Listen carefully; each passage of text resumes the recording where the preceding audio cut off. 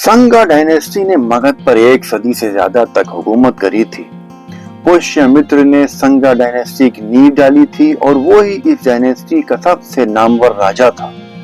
वो जात से ब्राह्मण था और आखिरी मौर्य हुक्मरान बृहद्रथ की फौज का कमांडर इन चीफ था।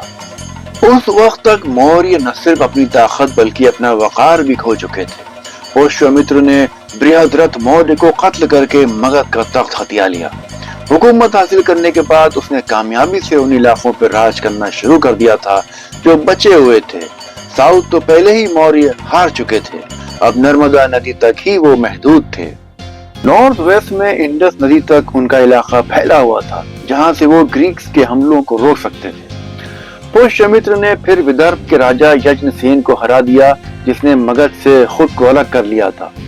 जीतने के बाद पुष्यमित्र ने वो राज्य फिर उन्हीं दोनों राजाओं में बांट दिया, जिनके नाम यज्ञसेन और माधवसेन थे, और खुद उनका शासक बन बैठा।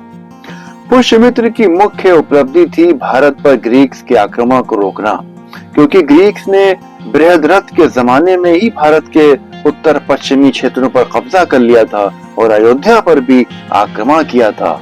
मगर उस वक्त भी पुष्यमित्र ने उनके उन हमलों का मुंह तोड़ जवाब दिया था और उन्हें हरा दिया था। राजा बनने के बाद पुष्यमित्र ने और भी मजबूती से ग्रीक्स के हमलों का सामना किया। ग्रीक किंग डिमेट्रियस ने एक बड़ा हमला भारत पर किया था, जिसको पुष्यमित्र के पोते वास्तुमित्र ने नाकाम कर दिया था। पुष्यमित्र ने 2 अश्वमेध यज्ञ किए थे। ये उसने ग्रीक्स को हराने के बाद ही किए थे। उसके दौर में ग्रीक्स कभी भी इंडस नदी के आगे नहीं पहुंच पाए। पुष्यमित्र पे एक इल्जाम भी है कि उसने बुद्धिस्ट मॉनेस्ट्रीज को तोड़ डाला था और बौद्ध भिक्षुओं को मौत के घाट उतार दिया था। ऐसा आर्यमन जूसरी मूल कल्प और दिव्य वदानम में लिखा है, जो बुद्धिस्ट टेक्स्ट है। उसने बौद्ध भिक्षुओं के सर पर 100 सोने की मोहरों का इनाम भी रखा था। ये सब उसने उनके पॉलिटिकल पावर को खत्म करने के लिए किया था।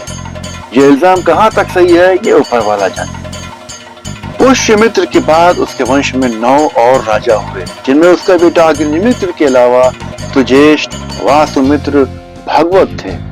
आखिरी राजा देवभूमि था, जिसे मारकर उसके मंत्री वासुदेव ने कण्वा डायनेस्टी की नींव रखी थी।